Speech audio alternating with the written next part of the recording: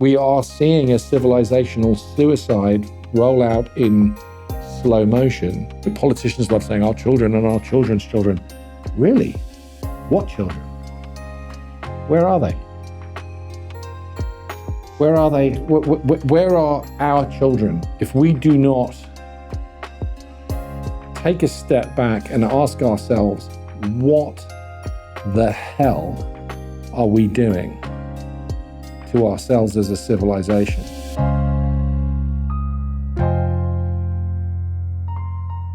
Declan Ganley is an Irish businessman and entrepreneur, the chairman and CEO of the telecommunications company Rivada Networks.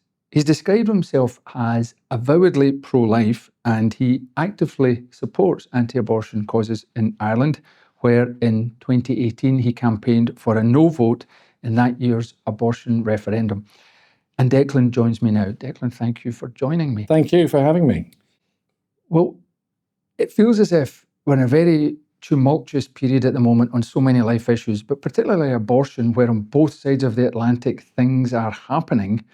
We've had the repeal of Roe v. Wade, or the overturning of Roe v. Wade in the United States, which sounds like a good move, but it's come with challenges. And here in the UK, it feels as if what is already an extremely liberal abortion regime, a 24-week time limit, seems to be getting worse through decriminalisation. What do you feel, or what fears do you have for the future?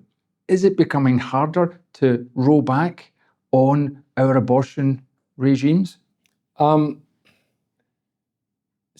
as we record this today, just last week in Ireland, the Parliament, the Dáil, voted to get rid of the 3-day wait. So part of a core component of the campaign for the yes side in that referendum was that there would be this period for reflection of 3 days where the mother, a woman seeking an abortion, would be asked to think about it for 3 days before going through with it. And the numbers show that last year this saved, of women that presented themselves on a first occasion, just over 10,000 of them didn't come back to represent, so they changed their minds.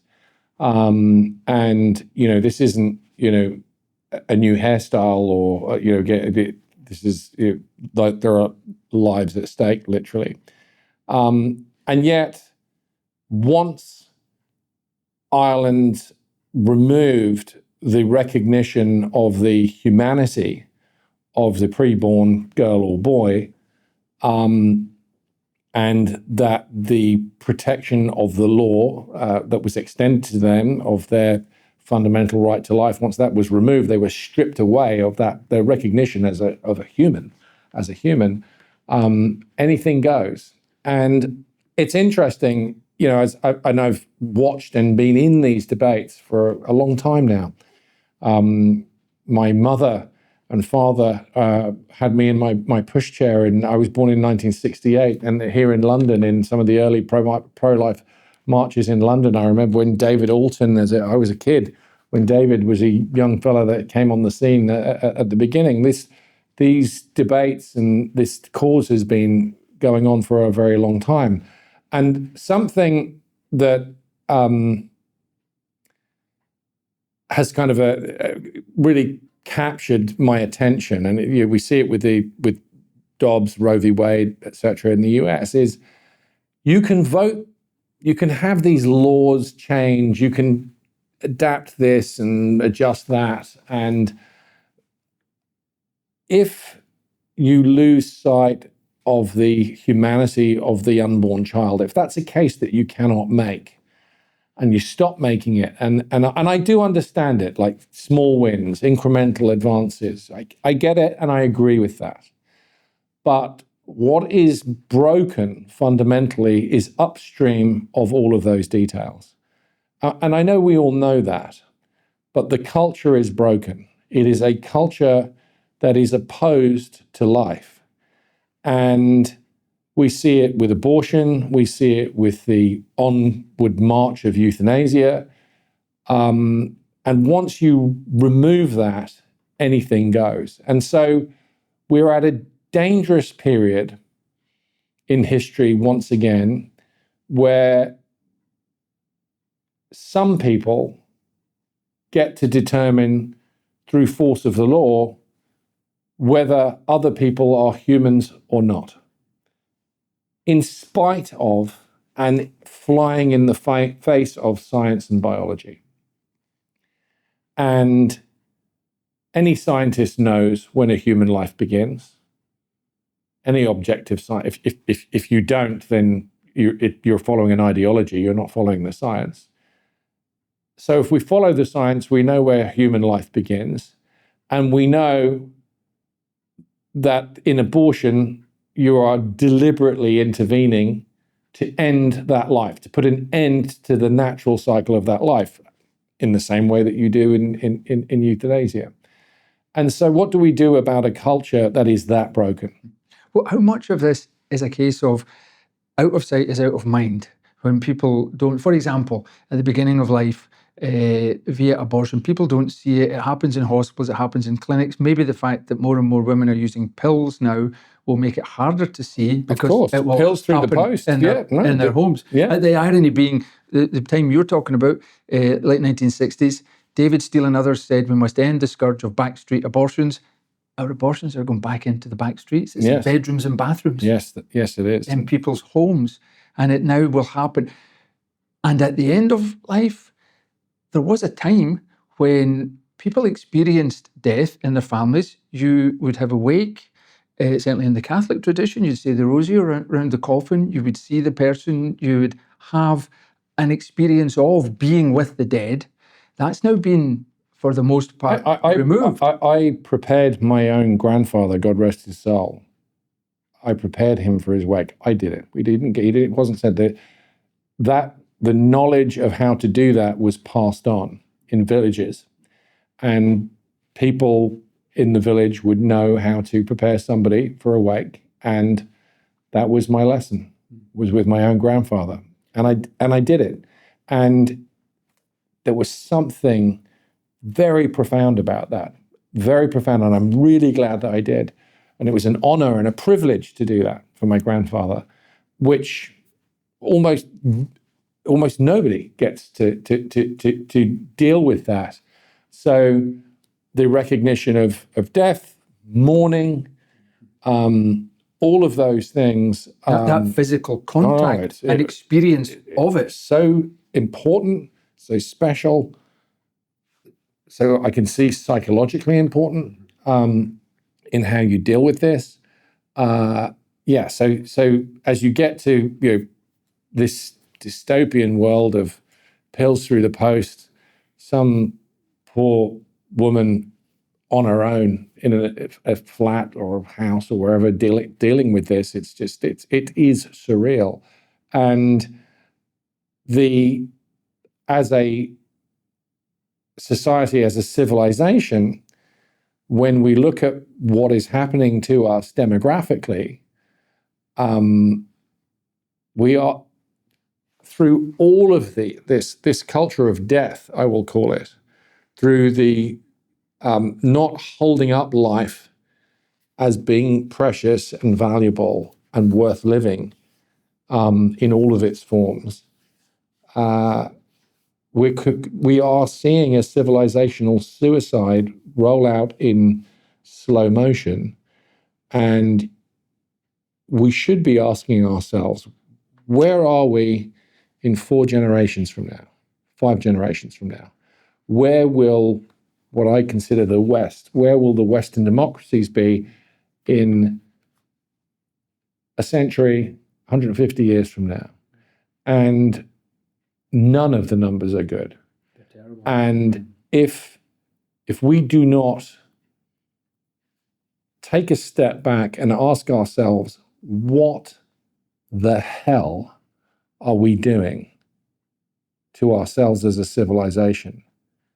I mean, do we have any, Burke's contract between the generations, do we have any duty and obligation to our future generations? Not just our children, and politicians love saying our children and our children's children. Really? What children? Where are they? Where are they? Where are our children? Where are the generations? We're sitting in London right now. Where are the future generations of the men that were at the Battle of Waterloo, or the ones that survived the Somme, or go back to any period of history? Where are their future generations? Well, the figures just came out in the last few weeks that the birth rate in England and Wales is now 1.4, which is it's fallen through the floor. Right, and so you're below replacement rate, and your civilization is. And look, I'm an optimist by nature. I'm an entrepreneur. Entrepreneurs are naturally optimistic. I actually believe this can be turned around. But the key to being able to turn something around is recognizing what you are dealing with in the first place. From what you're saying, which is completely correct, you've analysed the problem.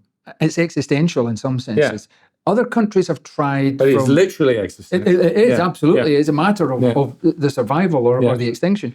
Other countries from Japan, South Korea, Hungary, have tried different approaches here. It might be welfare. You're not going to do it with tax incentives. And these things don't have the effect. No.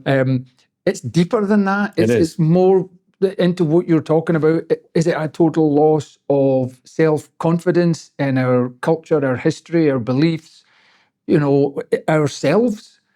I will put it this way, because we could talk about this for hours, and we're not going to do that. So I'm going to put it this way. It is chronic risk aversion. It is an unwillingness to take any form of risk, to risk any inconvenience, any discomfort. And that extends throughout life decisions, having a child, making a commitment to marriage, making a commitment to, if you're a man, to support the mother of your child for the rest of her life and for the rest of that child's life, to be there for them. Those are risks that you must take, that I think you are morally and duty bound to take, that we must, as human beings, we have to take those risks and make those decisions. But it seems that a significant number of people have been convinced that you can live a life without risk. And by the way, economically, that's a disaster, because we must have risk takers. We must have people who are willing to take that risk to go out and try and fail to create that new business. And then, having learned from that, try again. And without risk takers, there are no heroes. Yeah. Well, you're right. And it's an anti-heroic era. Yeah. When people have been asked about why aren't they having children, often what they'll say is it costs too much. They always give the economic argument. Then you look at the birth rate in countries like Norway, which is one of the most generous welfare benefit systems in the world. All childcare, education, primary, secondary, tertiary, all paid for, and the birth rate has collapsed there. So that is just a front. That's a socially acceptable thing to say. But underneath it, there's something deeper, and it sounds like it is much closer to what you're saying, this chronic aversion to risk, responsibility, all of it. Yeah. You spoke a moment ago about the woman on her own taking the pills at home in a back bedroom in a state of fear and trauma, probably. And there is a move among some people to say that if you take that, if you're a woman and you're pregnant and you take that mifepristone, the abortion pill, you still have time after taking the first dose to take an antidote, if you could, but it's not freely or widely available. Similarly, you wonder, do people who make a decision to end their lives immediately regret it? You'll know that the Golden Gate Bridge in San Francisco is a location for lots of suicides and suicide attempts, and almost everyone who jumps off does die, but some survive. And the people who survive, when they're asked, how did you feel, all say, I regretted it the second I jumped. But if you've gone to a clinic in Switzerland, or if you've taken the drugs on a stretcher in Canada, it's too late. It's too late. And these are cries for help that then can't be reversed. How do you get across to people that often what's going on here is fear or terror or... I don't know what to say about that. I just, there are so many horror stories already about euthanasia, about people people crying out and saying, help me, after, that they've started to be sedated, where they're changing their minds, or maybe that was never their decision in the first place. And, the likelihood of people being, I was particularly worried about euthanasia being introduced here in England, because the English are so polite that they'd feel obliged to off themselves if it was because they wouldn't want to be an inconvenience to anybody. And but again, it comes back to what we have called the culture of life, and the culture of life requires us to embrace risk and to not think that everything has that there is room for a risk-free, what you would consider a comfortable life. The most exhilarating thing that you can do is take a calculated risk and have that work out. But to have one work out, you are going to have some that fail. But this all comes back in this circle to how precious do we prize the lives of our fellow human beings? I mean, you have this question in now that the just war debate that's being reignited over these kill chains and automated kill chains, where AI is making a kill decision to take the life of a human being with no human in the decision loop of that kill chain. This is commoditizing human life. But we shouldn't be surprised that we are going to see the automation, and we are seeing the automation of kill chains in warfare, when we can deny the science of an unborn girl or boy and say, you know what, if that life is an inconvenience to society, get rid of it. We've already paved the way for that. Yeah, no, absolutely. And so that's going to require a much deeper root and branch cultural re-examination of our conscience. What are we for? Where are we going? And the culture of death does not provide any good answers to that question. And presumably, we can't get answers to that question without bringing in religious belief and religious freedom. You've said that without religious freedom, there can be no other freedoms. What did you mean by that? The freedom to practice religion is the most fundamental of freedoms. That you are free to practice your faith. And you can see, imagine a dystopian future where there is something that you find is objectionable to your faith, to your belief in God. It could be, the dignity of the life of an unborn girl or boy. And so that you want to pray silently in your head in some dystopian Orwellian future. And you want to stand quietly somewhere and just pray in your own conscience because you believe that those lives have sanctity, and you're praying for the culture of life to be reinvigorated and recognized.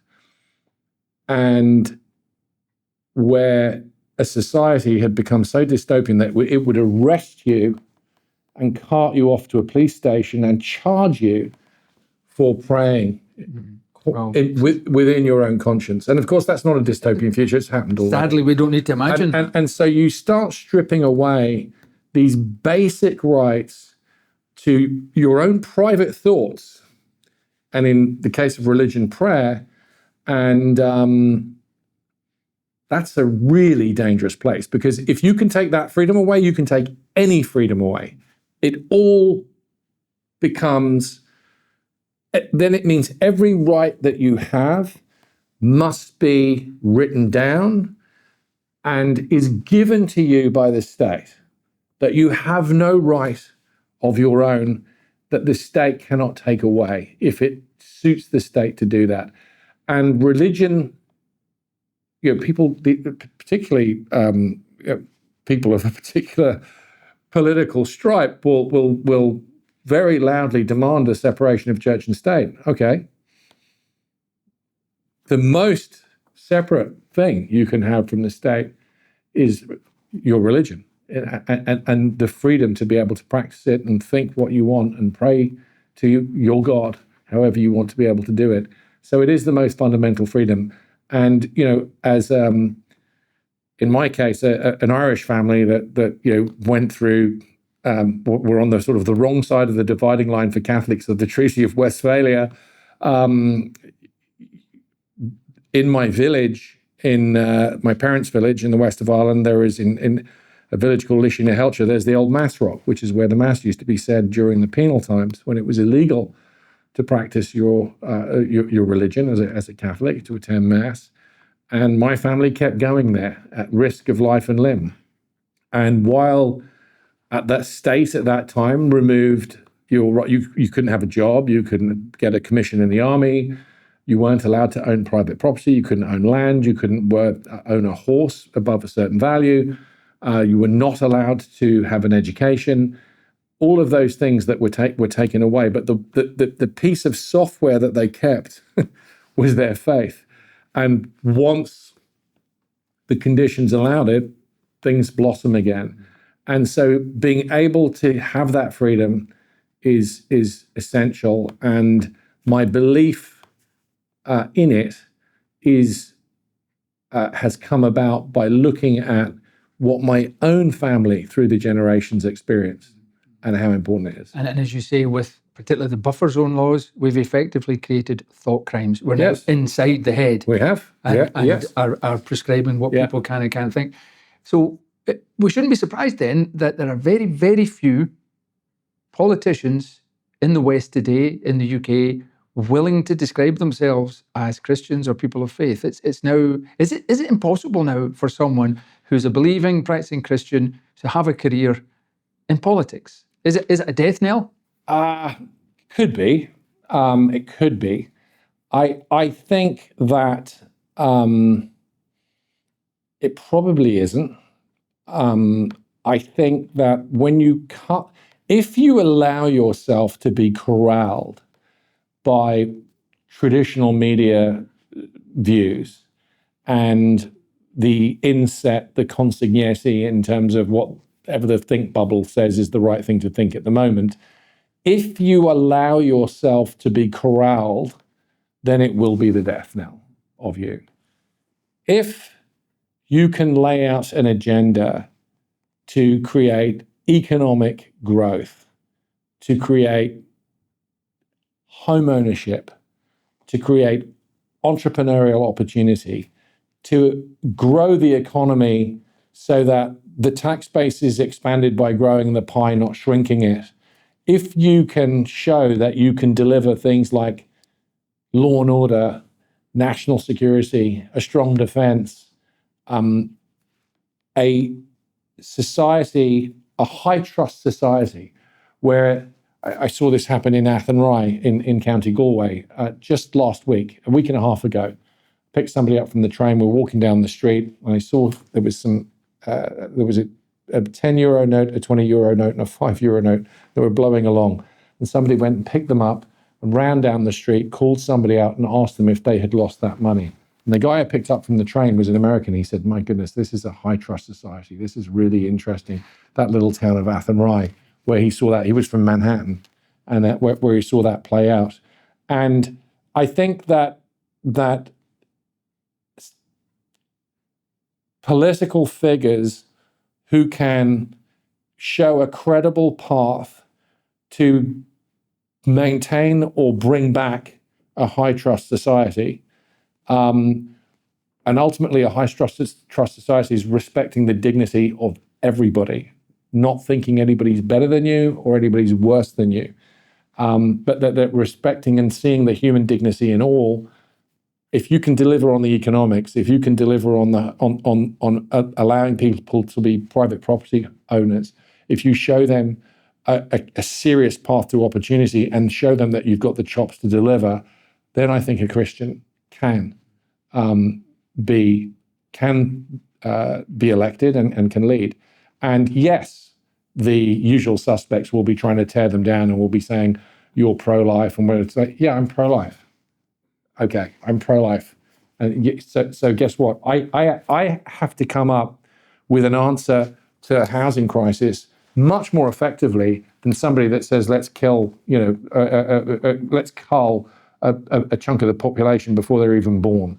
I actually have to come up with real economic answers to how we're going to get from A to B. That as we have population growth, as we deal with the energy challenges and everything else, I think if you can deliver serious answers to those questions, I think you can be a Christian and you can be in politics. Well, let's hope the next generation of Christians are listening to your words now and that they act on them. Declan, for your time. And we have a duty, by the way. As Christians, this isn't something where it's a nice... As Christians, we are required to be in the world and active in it, unless you want to join a contemplative order or whatever and pray for the people who are doing that. but we are required to be active and to be involved. So act on your God-given gospel mission. Amen.